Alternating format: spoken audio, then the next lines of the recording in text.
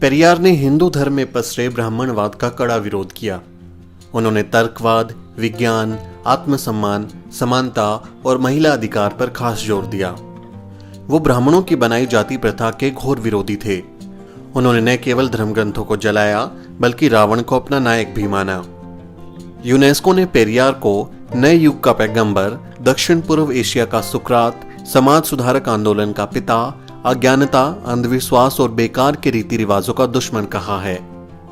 आइए आपको पेरियार के वो 15 विचार बताते हैं जिन्हें सुनकर ब्राह्मणवादियों को मिर्ची लगती है।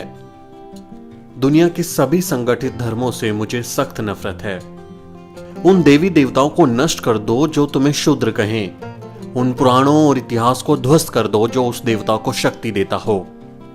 शास्त्र, पुराण और उनमें दर्ज देवी देवताओं में मेरी कोई आस्था नहीं है, क्योंकि वो सारे के सारे दोषी हैं। मैं जनता से उन्हें जलाने और नष्ट करने की अपील करता हूं। मैंने सब कुछ किया। मैंने सभी ब्राह्मण देवी देवताओं की मूर्तियां तोड़ डाली, तस्वीरें भी जला दी। लेकिन अगर फिर भी मेरी सभाओं में मेरे भाषण सुनने के लिए हजारों लोग इकट्ठा होते हैं तो ये साफ है कि स्वाभिमान और बुद्धि का अनुभव होना जनता में जागृति का संदेश है। ब्राह्मण हमें अंधविश्वासी बनाने के लिए तैयार करता है। वो खुद आरामदायक जीवन जी रहा है लेकिन तुम्हें अछूत कहकर निंदा करता है। मैं आपको सावधान करता हूं कि उनका विश्वास मत करो। ब्राह्मणों ने हमें शास्त्रों और पुराणों की सहायता से गुलाम बनाया है। अपनी स्थिति मजबूत करने के लिए उन्होंने मंदिर, ईश्वर और देवी देवताओं की रचना की। सभी मनुष्य समान रूप से पैदा हुए हैं, तो फिर अकेले ब्राह्मण ऊंचा कैसे हो सकता है और बाकी लोग नीच कैसे हो सकते हैं? आप अपनी मेहनत की गाड़ी कमाई क्यों इन मंदिरों में लुटाते हो? क्या कभी ब्राह्मणों ने इन मंदिरों, तालाबों या अन्य परोपकारी संस्थाओं के लिए 1 रुपया भी दान दिया है? हमारे देश को आजादी तभी मिली समझनी चाहिए जब ग्रामीण लोग देवता, अधर्म, जाति और अंधविश्वास से छुटकारा पा जाएंगे।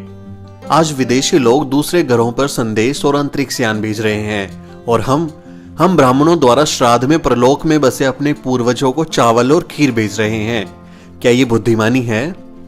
ईश्वर की सत्ता स्वीकारने में किसी बुद्धिमत्ता की आवश्यकता नहीं पड़ती, लेकिन नास्तिकता के लिए बड़े साहस और दृढ़ विश्वास की जरूरत पड़ती है। ये स्थिति उन्हीं के लिए संभव है जिनके पास तर्क और बुद्धि की शक्ति हो। ब्राह्मणों के पैरों पर क्यों गिरना?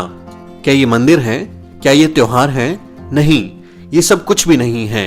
हमें बुद्धिमान व्यक्ति की तरह व्यवहार करना चाहिए। ब्राह्मण देवी देवताओं को देखो। एक देवता तो हाथ में भाला या त्रिशूल उठाकर खड़ा है, दूसरा धनुष बाण, अन्य दूसरे देवी देवता कोई गुर्ज, खंजर, ढाल के साथ हैं। ये सब क्यों है? एक देवता तो अपनी उंगली के ऊपर चारों तरफ चक्कर चलाता रहता है। ये किसको मारने के लिए है? हम आजकल के समय में रह रहे हैं। क्या ये वर्तमान समय इन देवी देवताओं के लिए सही नहीं है? क्या वे अपने आप को आधुनिक हथियारों से लैस करने और धनुष बाण की जगह मशीन गन या बंदूक धारण क्यों नहीं करते? रथ को छोड़कर क्या कृष्ण टैंक पर सवार नहीं हो सकते? मैं पूछता हूं कि जनता इस परमाणु युग में इन देवी देवताओं के ऊपर विश्वास करते हुए क्यों नहीं शर्माती? द्रविड़ कड़गम आंदोलन का क्या मतलब है? इसका केवल एक ही निशाना है कि इस आर्य ब्राह्मणवादी और वर्ण व्यवस्था का अंत कर देना, जिसके कारण समाज ऊंच और नीच जातियों में बांटा गया है। द्रविड़ कड़गम आंदोलन उन सभी शास्त्रों, पुराणों और देवी देवताओं में आस्था नहीं रखता जो वर्ण तथा जाति व्यवस्था को जैसे का तैसा बनाए रखे हैं। पेरियार साहब की ये बातें सुनकर ब्राह्मणवादी जल भुन जाते हैं। पेरियार के इन महान विचारों को अपने साथियों के साथ साझा करें। बहुजन समाज से जुड़ी हर खबर जानने के लिए सब्सक्राइब करें द शूद्र और बेल आइकन दबाना ना भूलें।